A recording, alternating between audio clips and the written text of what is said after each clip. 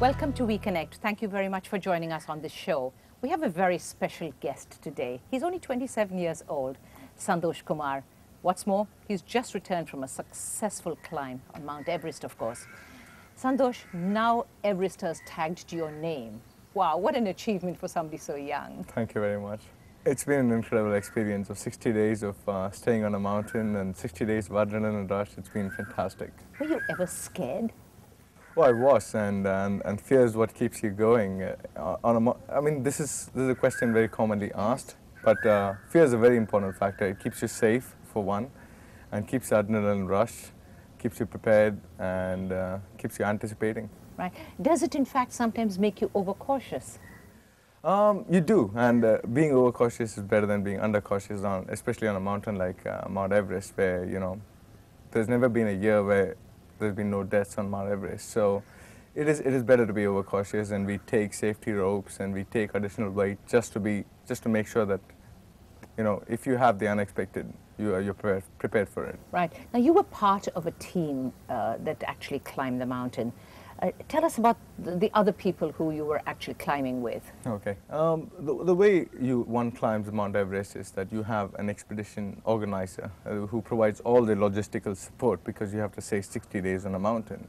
So in that big team, we had about 24 people, and I was the only Indian in the team. It's an American-based organization, so most of them were Americans. And within that, we had a slightly smaller team where we dealt with most.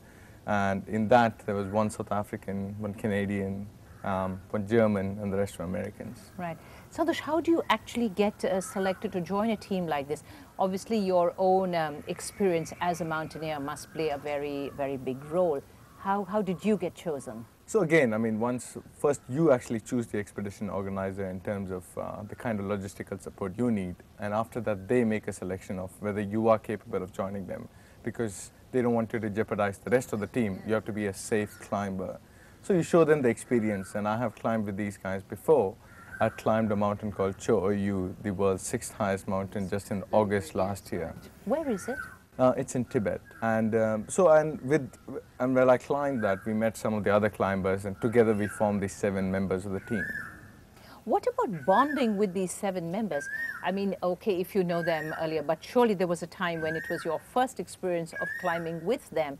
That must be hard, because it's people from different countries, it's different personalities, cultures, and everything else that goes with it. You know, different human beings are all different anyway. That's a very good question, because if you look at it, you're spending 24/7 with them. I mean, either you're spending time on your tent, or you're spending time in the common tent, or you're spending time climbing with them, eating with them. So it is important that you gel well. And generally, you know, mountaineers are very open people. They like to meet different people. So generally, it's not a problem. But often, sometimes you have people who are not the best of team members, and that can create problems, yes, of course. How much in advance do you actually begin to prepare? I mean, for something as major as a climb like this, what's the sort of preparation that a mountaineer actually needs to do? In terms of Mount Everest is big, and especially it's a 60-day expedition, so there are a lot of preparations required. In fact, I left my job in March the previous year, and it took almost a year for me to completely prepare for this mountain.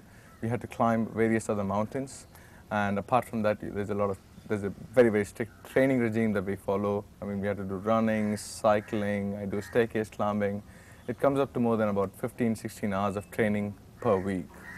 So apart from that, also there's a fundraising issue with things like Mount Everest, so you need to look for sponsors, etc. So the preparation time for Mount Everest can at least last from a year to more than 2 years. Right. Where do you actually do this? Do you do it all as part of that same team? All of you worked on it together? No, actually. In terms of the team, we actually meet only one day before the 60-day expedition. That's a big risk to take, I would imagine.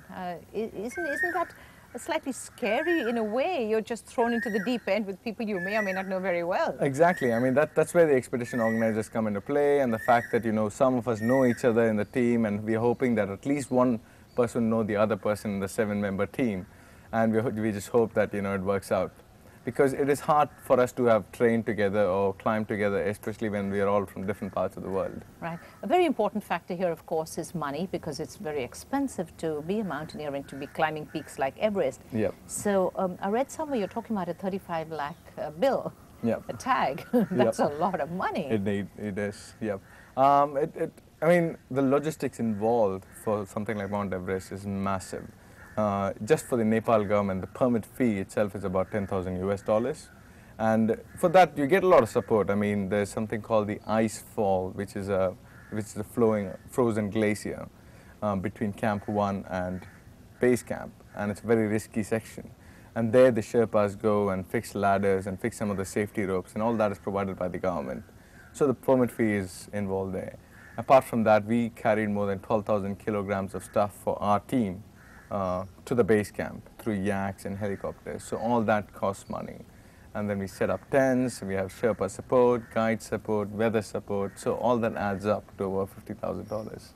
Where does a 27-year-old young man get $50,000, 35 lakh rupees? I mean, how does one raise this kind of money?